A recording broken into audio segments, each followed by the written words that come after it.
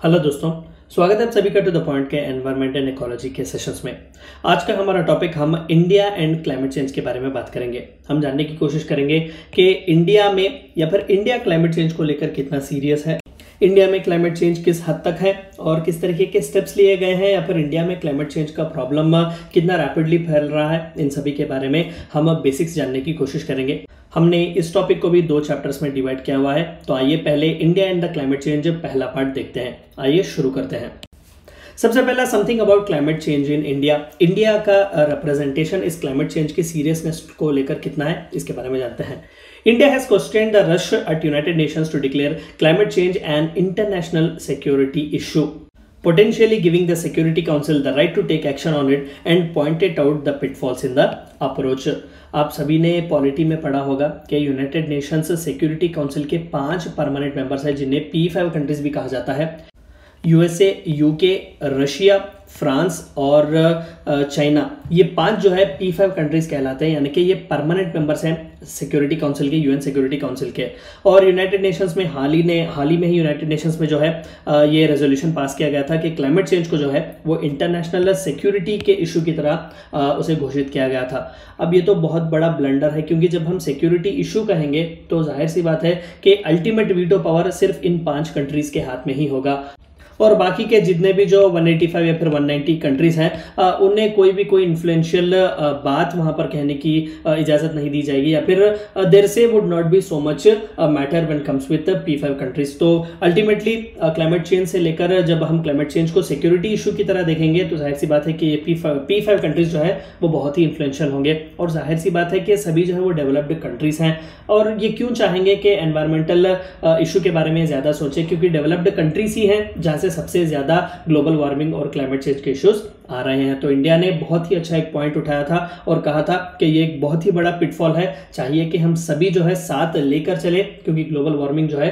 वो एक universal problem है, वो एक ग्लोबल प्रॉब्लम है जिसमें हर किसी का पार्टिसिपेशन बहुत जरूरी है ताकि हम उस ग्लोबल वार्मिंग को खत्म कर सकें। Climate change is a global threat to security in 21st century. We must act now to limit future risks to the planet we share and the peace we seek. तो ये India का official statement था United nation के general assembly में। तो बहुत ही खूबसूरत सा स्टैंड इंडिया ने लिया हुआ है, यानी कि इंडिया पॉजिटिव है क्लाइमेट चेंज को लेकर, क्लाइमेट चेंज के खिलाफ लड़ाई को लेकर। Evidence for rapid climate change, तो फिर एविडेंस क्या है, क्योंकि आज भी कई लोग जो हैं ये मानते नहीं हैं कि क्लाइमेट में चेंज हो रहा है, ग्लोबल वार्मिंग हो रहा है, टेम्परेचर राइज हो रहा है। तो उन लोगों के लिए जो है सबसे पहली बात जो माननी है कि yes it is the truth. तो एविडेंस है क्या? सबसे पहला ग्लोबल टेम्परेचर राइज। आसपास आप अगर टेम्परेचर देखें तो 4-5 साल पहले इतने हीटेड हमारा क्लाइमेट नहीं हुआ करता था। दिन बर दिन हर साल जो है टेम्परेचर बढ़ रहा है। तो ये इंक्रीजिंग टेम्परेचर, ग्लोबल राइज जो है टेम्परेचर का, this is one such evidence for the rapid climate change के क्लाइमेट चेंज हो रहा है। इसका सबसे पहला सबूत यही है कि टेम्परेचर के लेवल्स बढ़ रहे हैं। वार्मिंग ओशंस में भी जो है वो गर्मी बढ़ रही है। एक्वेटिक इकोसिस्टम्स में कई जानवर जो है मारे जा रहे हैं। आप कई बार जो है न्यूज़पेपर्स वगैरह में पढ़ते हैं कि वेल्स वगैरह, डॉल्फिन्स वगैरह जो है वो मरकर बीचेस पर आ रहे हैं। Why? Because of the temperature is rising in oceans also. Shrinking ice sheets, आप यहाँ पर देख सकते हैं कि बेचारा पोलर बेयर और उसका बच्चा जो है इस आइस शीट पर जो है वो सर्वाइव कर रहे हैं, और वो जो है in between the very Arctic ocean है। तो अब इन्हें कौन बचाएगा? तो इस तरीके के आइस शीट्स जो है वो श्रिंक हो रहे हैं। और अगर आपको पता हो तो आर्कटिक सर्कल में ही जो है हमें पोलर बेयर्स देखने को मिलेंगे। पेंगुइन्स जो है वो अंटार्कटिक में मिलते हैं। तो इन जैसे प्राणियों का जीना तो नामुमकिन है।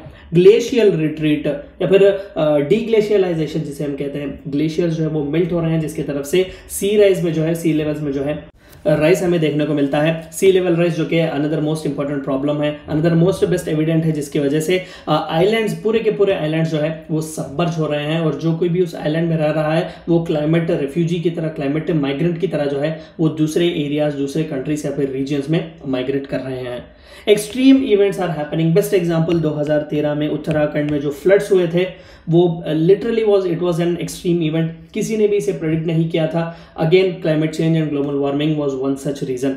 ओशन एसिडिफिकेशन, हमने स्पेसिफिकली एक पूरा सा वीडियो इसके बारे में बनाया हुआ है कि किस तरीके से ओशन में जो है वो पीएच कंटेंट बढ़ रहा है, जिसकी वजह से एसिडिफिकेशन हो रहा है ओशन का, कोरल्स वगैरह जो है वो ब्लीच हो रहे हैं, कई एक्वाटिक एनिमल्स जो है मर जा रहे हैं because of this process called as ocean acidification. तो दीज आर फ्यू एविडेंसेस के क्लाइमेट चेंज जो है वो ऑफकोर्स हो रहा है, लेकिन रैपिडली हो रहा है at the pace at which you are not even recognising it. तो आइए अगला जानते हैं कि इंडिया को लेकर या फिर इंडिया में क्लाइमेट चेंज की वजह से किस तरीके के रिस्क हमें देखने को मिलेंगे। Local resource competition, local level में भी जो है because of this climate change वगैरह प्रोडक्ट सही तरीके से आते नहीं है, क्योंकि अनसीजनल रेन्स वगैरह होते हैं तो प्रोडक्शन सही नहीं होता। लोकल रिसोर्सेज जो है वो बहुत ही कम हो जाते हैं, जिसके तहत से उन लोगों के बीच कंपटीशन बढ़ जाते हैं उन प्रोडक्ट्स के लिए, उन रिसोर्सेज के लिए, उन रॉ मटेरियल्स के लिए। लाइवलीहुड इनसिक्योरिटी एंड माइग्रेशन, कई best example again coastal regions में जो फिशर फोक्स रहते हैं, fishermans, rise in sea level होगा तो बेचारे रहेंगे कहाँ, सबमर्ज हो जाएंगे आइलैंड्स वगैरह, तो ये जिएंगे कहाँ। तो जाहिर सी बात है कि उनकी लाइवलीहुड की इनसिक्योरिटी है और वो माइग्रेट कर रहे हैं अर्बन एरियाज में लेबर्स की तरह जिंदगी जीने के लिए। Extreme weather events and disasters, again best example Uttarakhand का डिजास्टर है, आप ले लीजिएगा, या फिर 2006 उस रीजन में जो सुनामी आई हुई थी, ये बहुत ही एक एक्सट्रीम वेदर इवेंट था, बहुत ही बड़ा डिजास्टर था। ये भी इंडिया में जो है हमें देखने को मिलता है।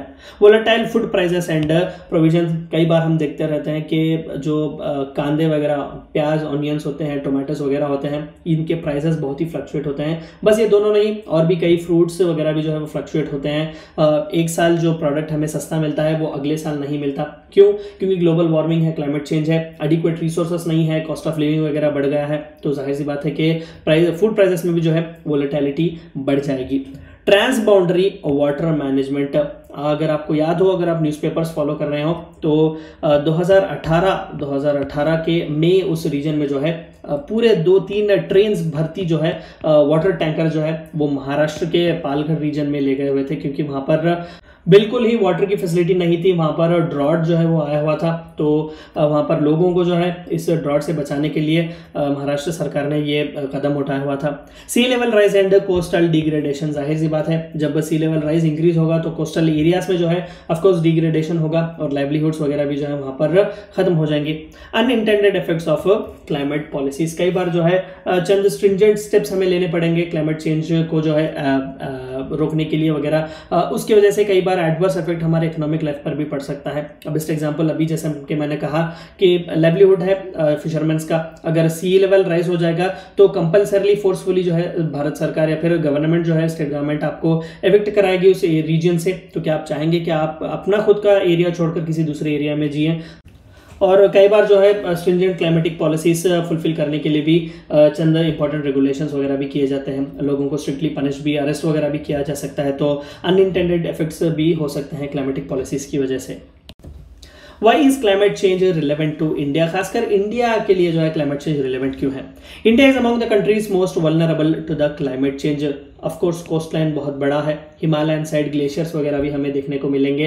पंजाब जितना भी पूरा रीजन है वो बहुत ही फ्रेजाइल माना जाता है। और नॉर्थ ईस्ट इंडिया की जब हम बात करते हैं बहुत ही एक्सोटिक लोकेशंस हैं, लेकिन वो भी हिमालयन रीजन्स में ही है। वेस्टर्न घाट्स, ईस्टर्न घाट्स, ये सभी कहीं ना कहीं बहुत ही वल्नरेबल हैं क्लाइमेट चेंज को लेकर, क्योंकि कई अलग अलग नेचुरल फिनोमिनन को मिलाकर जो है हमारे पूरे भारत देश में इस तरीके का एक प्लेजेंट और ब्यूटीफुल एक एनवायरनमेंट हमें देखने को मिलता है। और अगर क्लाइमेट चेंज एडवर्सली होगा तो ये जिस तरीके से आज हम भारत को देखते हैं वो शायद हमें देखने को नहीं मिलेगा। It has one of the highest densities of economic activity in the world and very large number of poor people who rely on natural resource base for their livelihoods with a high dependency on rainfall. लगभग 60% जो हमारा working population है वो agriculture and allied activities पर depend करता है, लेकिन पूरा एग्रीकल्चर जो है वो मॉनसून्स पर, रेनफॉल्स पर डिपेंड करता है। बहुत सच कहते हैं लोग जब कहते हैं कि Indian agriculture is nothing but gamble on monsoons, तो literally they are gambling their own very life. और मानसून्स जो है क्लाइमेट चेंज की वजह से उनमें भी कई सीजनल चेंजेस आ रहे हैं, सही तौर पर सीजन जो है रेनफॉल जो है वो नहीं हो रहे हैं। ये सभी इश्यूज जो है बहुत बुरी तरीके से इंडिया की, ऑफकोर्स इंडिया की पॉवर्टी तो अच्छी खासी आप सभी को पता है, तेंदुलकर कमेटी के हिसाब से लगभग 30% जो भारतीय आबादी है वो बिलो पॉवर्टी लाइन है। तो ऑलरेडी एपैथी में है इंडिया, और कितना एपैथी से ऐड किया जाएगा। By 2020, pressure on India's water, air, soil and forest is expected to become highest in the world। चंद रिपोर्टों के हिसाब से जो है by 2020, अभी तो हमने 2020 क्रॉस किया हुआ है, कि इंडिया के वाटर, एयर, सॉइल, तमाम जितने भी एनवायरनमेंट से रिलेटेड जो नेचुरल एलिमेंट्स हैं उन सभी पर क्लाइमेट चेंज का दबाव बहुत बुरी तरीके से पड़ने वाला है। One of the most significant ways that climate change will impact the lives of people in India would be through its water resources। One of the most longest coastlines in the entire world है India का, आप देख सकते हैं, और literally हमारा population भी बहुत अच्छा है, सेकंड मोस्ट पॉपुलस कंट्री है, तो वाटर रिसोर्सेज बहुत जरूरी है। Even the inland reverse Krishna, Godavari, Ganga, Yamuna, जितने भी तपती या फिर नर्मदा, सभी जितने भी इंपॉर्टेंट रिवर सिस्टम्स हैं वो भी कहीं ना कहीं क्लाइमेट चेंज की वजह से बहुत बुरी तरीके से मार खा रहे हैं। कई जगह जो है वो डिप्लीट हो रहे हैं, यानी कि उनके ट्रिब्यूटरीज जो है वो ड्राई अप हो जा रहे हैं, और कई बार जो है वो अनसीजनल तरीके से जो है या तो फ्लड्स की तरह वो आकर हम पर टूट पड़ते हैं, या फिर कई बार पानी ही नहीं देते, तो ड्रॉट्स का हमें प्रॉब्लम देखने को वहां पर मिलता है। While water sustains life, it all too often wreaks havoc through devastating floods and droughts। A changing climate will only aggravate these shocks। तो अभी जैसे कि मैंने कहा कि पानी का हद से ज़्यादा बढ़ना भी प्रॉब्लम है, फ्लड्स आ जाएंगे, और पानी का हद से ज़्यादा कम होना भी प्रॉब्लम है, क्योंकि ड्रॉट जैसा एक फिनोमेना सिचुएशन हमें देखने को मिलेगा। तो दोनों ही बहुत ही एडवर्स हैं, बहुत बुरे हैं। तो इंडिया को चाहिए कि हम इस तरीके के एडवर्सरी से दूर रहें, क्लाइमेट चेंज को हम सीरियसली लें, क्लाइमेट चेंज को कंट्रोल करने के लिए, ग्लोबल वार्मिंग जैसे एक फिनोमेना को कंट्रोल करने के लिए स्ट्रिंजेंट स्टेप्स हम ऑलरेडी लें। ये थी चंद बातें आपको जाननी थी इंडिया एंड क्लाइमेट चेंज के बारे में। हम आगे के चैप्टर में इसी टॉपिक को कंटिन्यू करेंगे। Thank you for watching my video.